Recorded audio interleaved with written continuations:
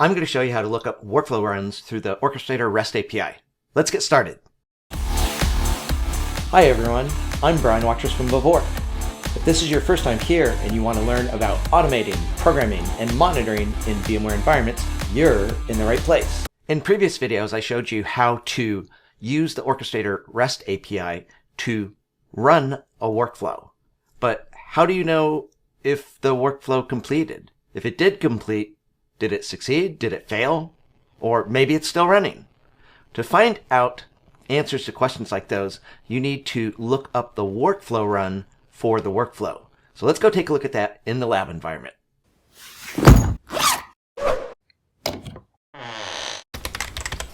What we're going to do first in this video is look up the workflow run for this hello world. And since we happen to be here already, I'd like to show you that if you open up a workflow run and look at its URL, you can see the ID of the workflow run, also known as a workflow token. So just memorize, if you would, that the workflow run ID, also known as the workflow token ID, of the hello world workflow ends in 2626. All right, with that said, let's go over to Postman. And in Postman, we're going to run this workflow called get workflow runs. Now, just before we do, notice that this REST request needs you to pass in the workflow ID, not the workflow run, also known as workflow token ID. We don't need the workflow run. We need the ID of the workflow itself. So what I've already done is I've set up our Postman variable called workflow name to hello world. I ran the get workflow ID by workflow name REST request. And this right here is the workflow ID of the hello world workflow. So I set that variable, I saved, and I ran get workflow ID from by workflow name. Therefore, I'm ready to run the get workflow runs REST request. This REST request is going to return information about all of the workflow runs for the hello world workflow. Now, we know from our previous glimpse over here at the workflow runs that we only have one instance of that workflow having run. We only have one workflow token. But let's go ahead and go over to Postman and let's send our request and take a look at what we get. So here in our REST response, of course, first we check our status code, but in the response body itself, you can see a couple links here. This first link would allow us, if we wanted to go look up information about the hello world workflow. That's the up relation link. The add relation link would enable us to run the workflow again. So these two URLs are provided in case those are the things that you want to do in your next REST request. But as far as this REST request, this attributes section has various useful pieces of info, including this right here is the workflow run ID, also known as the workflow token ID. And you'll notice that this one ends in 2626. That was the ID that we saw when we looked at the workflow run for hello world. Its ID ends in 2626. Back to Postman. The next thing that we see is the date that the workflow run started, followed by the time and date that the workflow ended running. We can see who ran the workflow. Additionally, we can see the state of the workflow. Completed means that it ran to successful completion. Failed means it failed. I'll show you another state here in a moment, but that's the right idea. The name of the workflow that this workflow run corresponds to is hello world.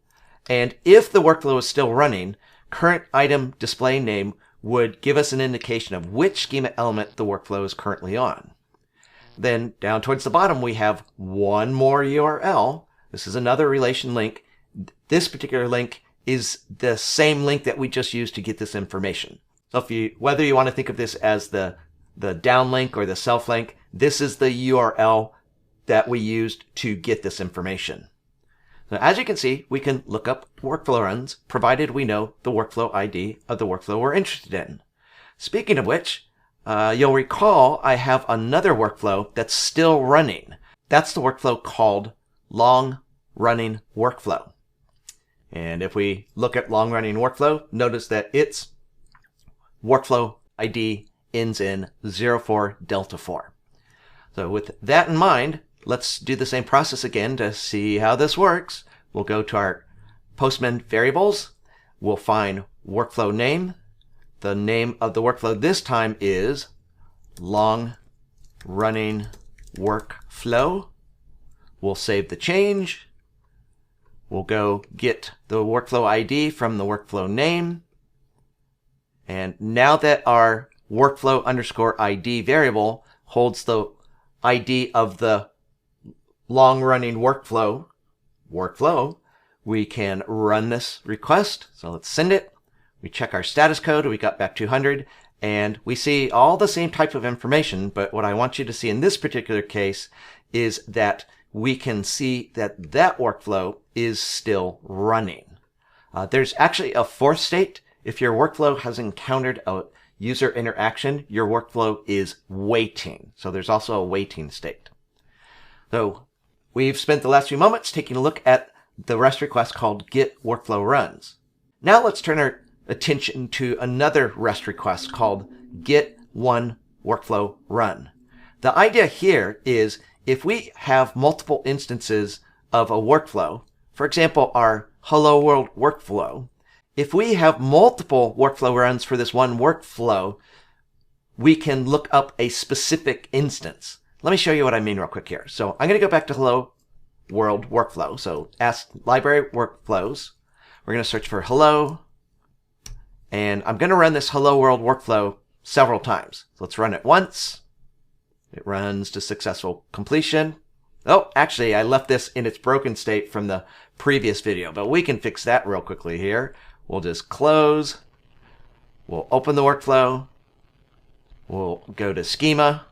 So that was a failed workflow run. That'll be interesting to look up here in a moment. But this workflow needs an end so that it can successfully validate and run. So now that we've corrected the workflow, let's run it again. So we run the workflow. It runs to successful completion. We'll run it again just for good measure. It succeeds again. And now if we go look at our workflow runs, you'll notice that there's 1, 2, 3, 4 instances of the hello world workflow running. We have 4 workflow runs for that particular workflow.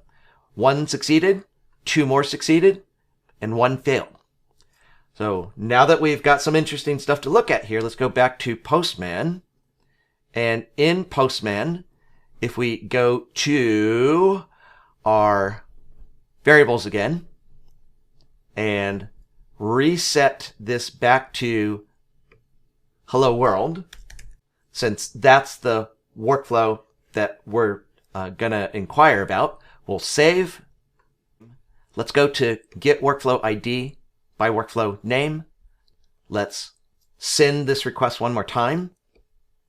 And one additional time, we'll run the REST request called run workflow. So this will be a 5th workflow run. Now the reason why I ran it that 5th time is when you run a workflow, we've already seen in a previous video that one piece of information that we get back is this workflow run ID. I'm going to copy that and put that into our Postman variable called workflow token underscore ID. Now you'll notice that this is already populated. Let me highlight that there. This variable is already populated because the way I wrote the workflow, if you look at the test code for the run workflow REST request, the test code for run workflow automatically was saving that workflow token ID. But if we hadn't done that, you could always look up a workflow token ID and paste it in here to set the variable called workflow token ID, which again is the workflow run ID. Let's go ahead and save that.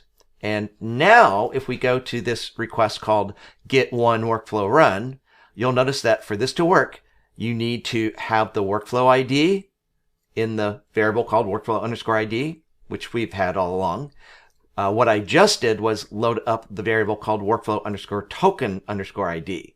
That's what's going to help us define information about one of these 5 different workflow runs. Again, let me refresh here. And we can even filter this here to make it really obvious that we have 5. Let me try that again. And we can even filter this here so that it's really obvious that we have 5 workflow runs for that particular workflow. And we're going to look up the workflow run for this instance of that workflow running. Let's go ahead and go to Postman. We'll click send. We got back a 200. And notice that this time we get even more detailed information, because when you look up a single workflow run, you get more information than if you look up all the workflow runs for a workflow.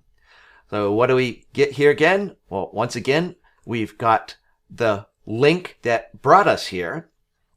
We have the link to go find out information about other times we've ran this workflow. We have a link to remove this workflow token. I'm going to come back to that in a moment. We can look at the logs for this workflow token. We can look at the state of this workflow token. We can, again, look at the logs. There are different logs in Orchestrator. Plus, we have the usual information that we saw before. Plus, when you look up a specific workflow run, you can see information about the inputs, outputs, fed into and sent out of the workflow, plus all of the attributes. Attributes is the old name for what we now call variables.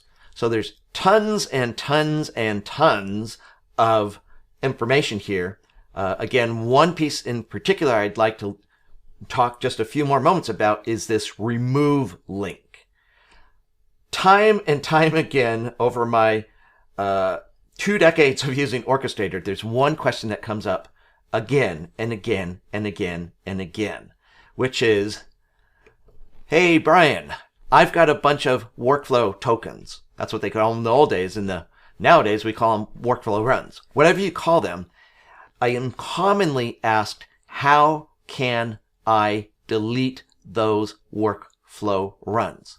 Well, I'm sure you have all realized that if you click the ... button and choose delete, that will delete one workflow run. But as you can see here, I've got 10 or so workflow runs. In your environment, you may have hundreds or thousands of workflow runs. Do you really want to manually remove them one at a time the way I'm doing? Of course not. But if you've been watching all these videos so far, just giving you this one piece of information should help you to solve the riddle of how do I get rid of a bunch of workflow tokens? But we'll leave answering that for a future video. In the meantime, though, I'd encourage you to see if you can solve that. If you do, let me know in the comments below.